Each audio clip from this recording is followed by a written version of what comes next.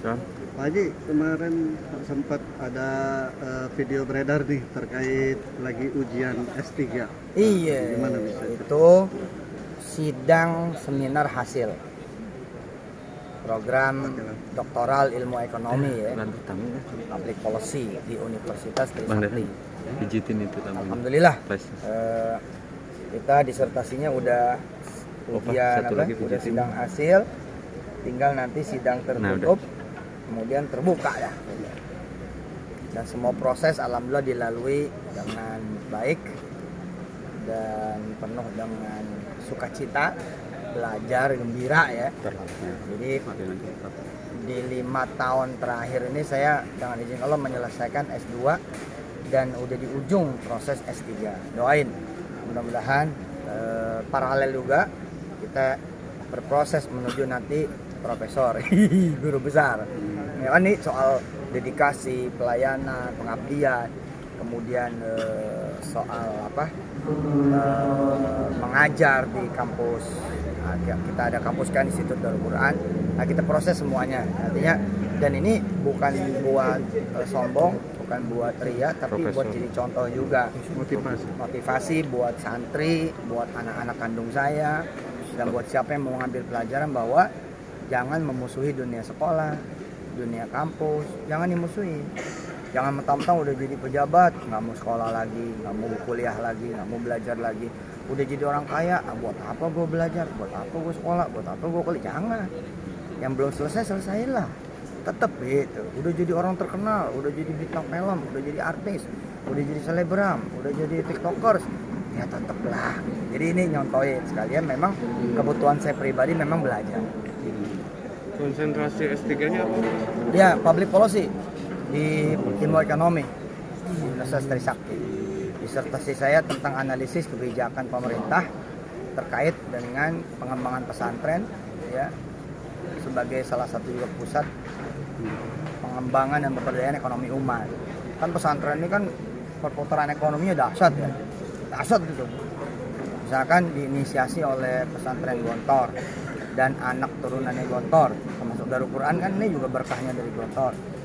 Ada kegiatan di dunia Gontoriyun ya, di dunia misalkan teman-teman yang pondok modern seperti Darul Quran ini berkah dari Gontor, itu ada istilahnya panggung gembira, ada istilahnya lagi drama arena.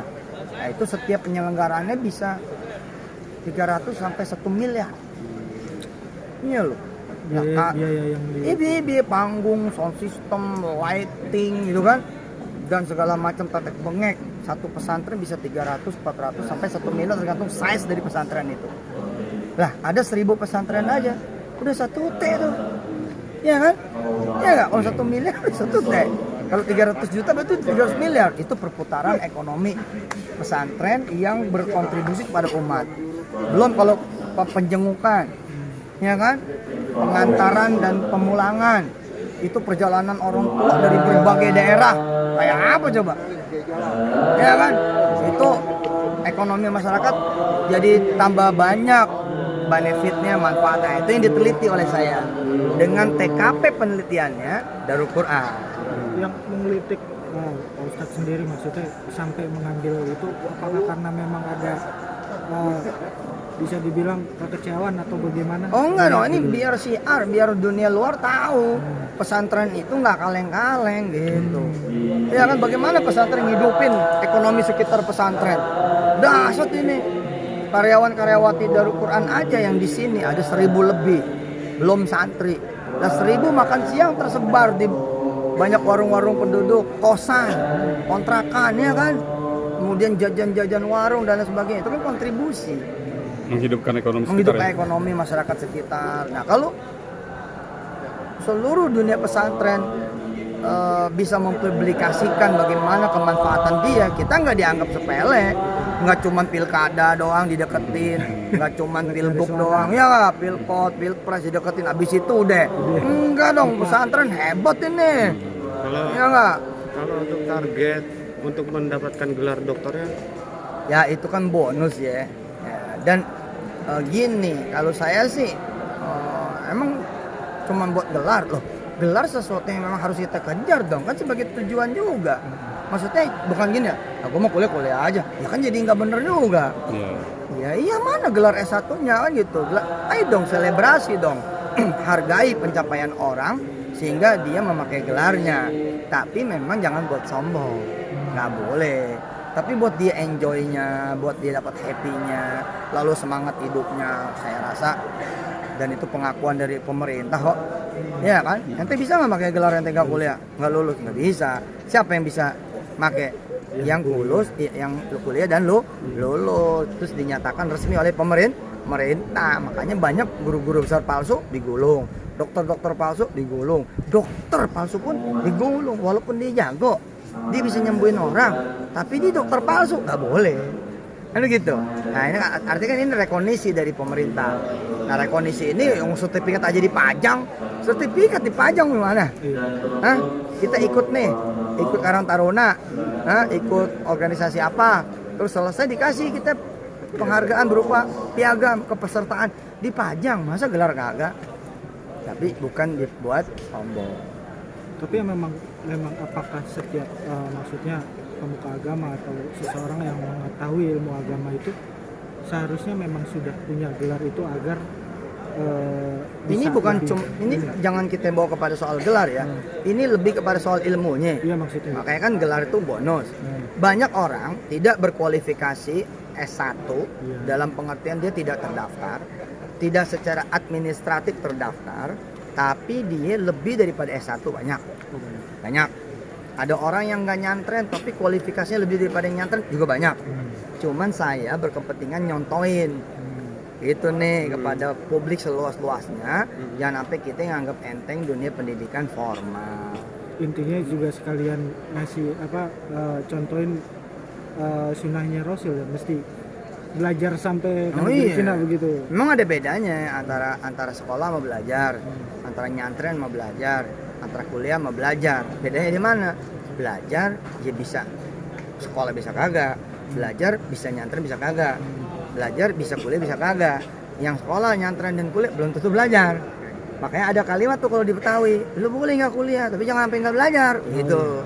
Tapi kan lebih cakep gimana? Lebih cakep sekolah dan belajar, lebih cakep nyantren dan belajar, lebih cakep kuliah dan belajar. Biar gimana tetap lebih cakep. Ada arahan, terarah, terukur. Memang ada orang-orang spesial, tapi kan buktinya pendiri Google juga kuliah lagi, pendiri Facebook kuliah lagi. Microsoft tuh kuliah lagi ya kalau nggak salah gue lupa ya. Nah, banyak yang pada kuliah lagi, banyak pejabat-pejabat yang udah di akhir masa jabatannya selesai kuliah lagi kan bagus. Kemarin berapa lama Tat? Lama nih saya udah nggak bisa dapat kumlot nih karena udah lebih dari 3 tahun. Ya kan COVID juga. Iya. Tat, kalau boleh tahu dari boleh. apa yang telah didapat dari ilmu yang dipelajari itu, enggak untuk diaktualisasikan ke Doku sendiri seperti apa? Iya, dia pada posisi Daku membangkitkan semangat bahwa bener loh sekarang ini ada pengakuan dari dunia akademisi bahwa apa yang dilakukan oleh Daku secara literasi, secara penelitian itu proven, terbukti bahwa benar ada daya ungkit, daya dongkrak buat perekonomian umat. Ya kan daripada orang ngaku-ngaku sendiri, ya nggak? Ini ngaku sendiri bagaimana ceritanya? Kan ini bukan kita yang ngaku sendiri, tapi pemerintah yang ngakuin lewat mana? Lewat kemudian kampus-kampus yang terakreditasi. Dan saya bersyukur bisa kuliah di Trisakti yang memang cukup ketat, cukup bener-bener ya mikir, mendedikasikan waktu juga. Ya pada masa-masanya kelas itu berlangsung pernah setiap Sabtu dari jam 9 sampai jam 3. Bayangin coba. Mana itu? Berapa ceramah lewat itu? Ya tapi kan Sabtu Minggu, kadang-kadang hari-hari biasa konsultasi begitu. Hasil disertasinya ada keinginan untuk dibikinin buku tuh? Udah pasti. Biarin banyak yang lebih. Udah pasti. Ya, berbagi ilmu itu mah belum lulus itu kita bikin. Wah, udah kita publikasikan di kuliah online, di kuliahwisatahati.com. Itu tentang bagaimana memberdayakan masyarakat. Kan masyarakat sekitar kalau kita kasih duit, memang duit kita sebanyak apa?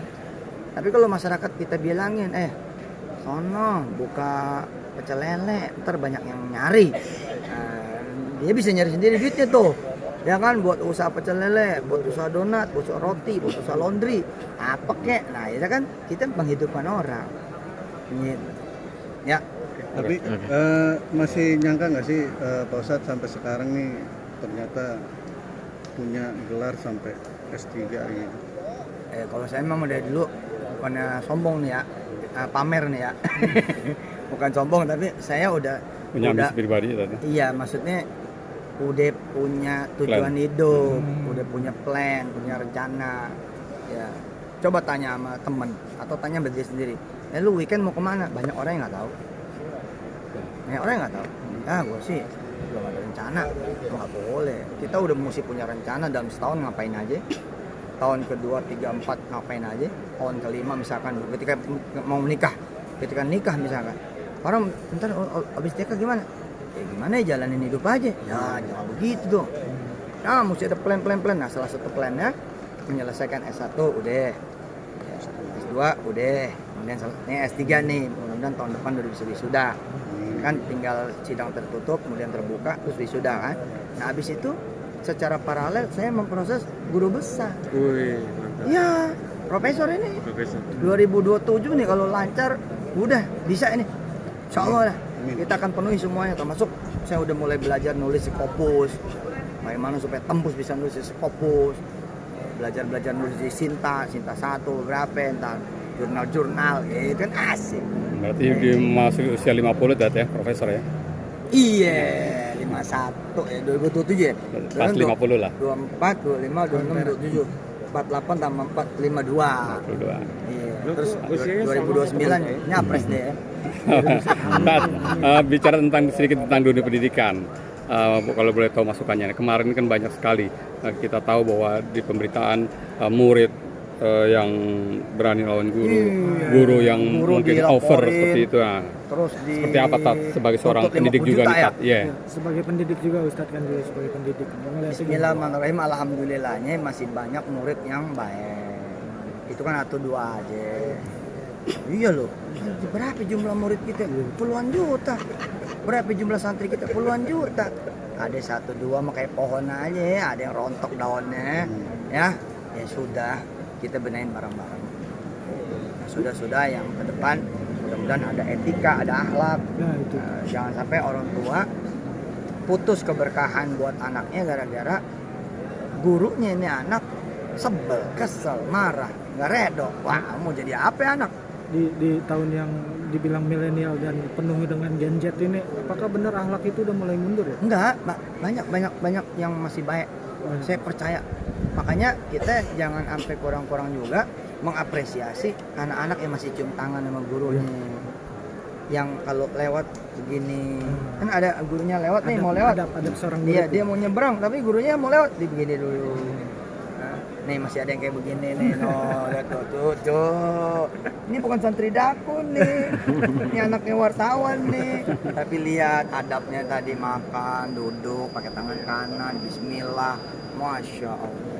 Artinya, yuk kita juga harus berlomba-lomba menampilkan sisi baik para pelajar, para siswa-siswi, para santri, menampilkan sisi baik juga para ustadz-ustadzah, menampilkan sisi baik juga para tokoh-tokoh agama dari agama manapun, menampilkan sisi baik Indonesia kita. Jangan sampai Indonesia kita yang kita produksi sisi jeleknya melulu, sehingga kemudian kesimpulannya apa? Indonesia emang bejat, Indonesia emang brengsek, Indonesia emang hancur, Indonesia emang berantakan. Jangan dong, ya nggak? Bismillah, insyaallah. Ngomongin soal daku, ini kan lagi bergejolak di Palestina. Apakah rumah Kena, tahfiz iya. di sana gimana? Karena rumah tahfiz kita Kembangannya? kebetulan rumah tahfiz kita kan di Gaza. Ya, ini belum kontak lagi sama Onim. Bang Onim, kan yang ngelola dia nih. Onim Daily itu. Iya, dia yang ngelola tuh. Kita dulu pernah bangun. Dulu banget 2008 mulai 2010 kita mulai bangun, 2014 sampai 12 itu jadi. Belum diresmiin, udah dibom. Terus kita bangun ulang. Nah, jadi bagus kan? Nah, tapi kemarin nih rudal kayak begitu ya. Ya mudah-mudahan deh, saya belum dapat informasi nih. Karena putus. Komunikasi Benar-benar Putus nih. Nggak tahu nih. Itu Mudah-mudahan dari daerah konflik emang dekat banget atau gimana? Gaza kan segitu ya, bukan bukan yang gede-gede banget, panjangnya cuma 16 kilo apa berapa gitu. Jadi bukan kota yang kegedean gitu. Terakhir santri di sana ada berapa? Ada 200-300 Pak. Itu udah banyak berarti. Hanya anak sono, Iya. anak Palestina ya. Itu udah Banyak. lumayan Ada banyak. 2 yang udah jadi dokter. Lulusan sini. Bukan lulusan sono, anak Palestina. Ya, tapi kuliah di Israel dong. Oh, Iya. tapi itu semua daku yang support atau gimana? Iya, tapi kan aku cuman motor ya, kita lokomotif ya, gerbongnya banyak. Terus ada yang udah jadi dokter juga di Malaysia. Itu mah kita yang biayain tuh, izin Allah. Tapi Pak Ustadz berusaha mencari tahu Ya, kabar mencari. tentang Iya, dari awal kondisi. kita udah kontak Awanim. Ya, nah kita lagi nunggu nih. Mungkin kan gue nggak mau terlalu mengganggu, takut gimana gitu. Karena Ya mudah-mudahan doain lah, nggak ada apa-apa ya. Amin. Tapi Tat menyiapkan langkah apa nih Tat untuk saudara kita di sana? Ya pertama yang udah pasti bisa kita lakukan adalah doa. Kedua, ya mau dituduh kayak apapun ya kita tetap penggalangan dana. Ya kita bisa bantunya itu. Kalau kita jadi panglima TNI kita galang tentara ya. Hah? Nah, kita bisa cuma galang dana, ya galang dana. Nah, nanti pengiriman bantuan juga ntar dipusatkan lewat Mesir nih. oh, langsung ke Hmm. Mesir. Tahu nih, ada ajakan juga ke Mesir. Ya cuman gimana kita mikir, ya Allah bener ya kita. Ya kalau mikir gitu tuh kayaknya kita pengecut ya. Ini kan ini ditawarin mau nganter langsung nggak? Mikir saya. Iya, itu Ya dia. Allah iya ya. Lewatnya mana? Lewat Rafah, Mesir tuh. Jadi Bukit Sinai dong. Terus Oh, sono iya, lagi. tembus. Tembus. Lewat Sinai International Airport kalau naik pesawatnya. Tapi kan di sana masih konfliknya masih Iya parah kan. banget. Ya nggak tahu ya namanya orang di perang kan. Perang kan yang dihancurin pusat logistik, Udah Iya. pasti. pusat air, pusat listrik, terus pusat apa lagi? Komunikasi. Komunikasi, apa lagi? Transportasi. Transportasi. Kan? Hah? Waktu negara eks perang, bandaranya hancur kan.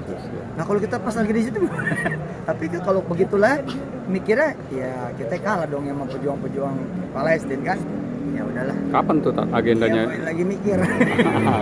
Terakhir pernah mengunjungi ke sana? Kapan? Enggak, Rumah belum Taufik? pernah. Enggak bisa masuk. Iya.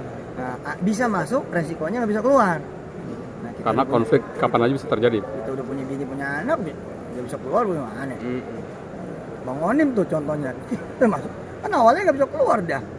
Terakhir berhubungan dengan Bang Onim sebelum Pas perang itu, pas rudal itu, Oh, pas sebelum. besoknya itu. Oh, berarti sehari sebelumnya itu sempat hubungan Oh, sama enggak, setelah. Pas setelahnya. Nah, setelah. Hmm. Oke. Oke. Siap. Siap, mungkin doanya dulu Iya. Buat Palestina.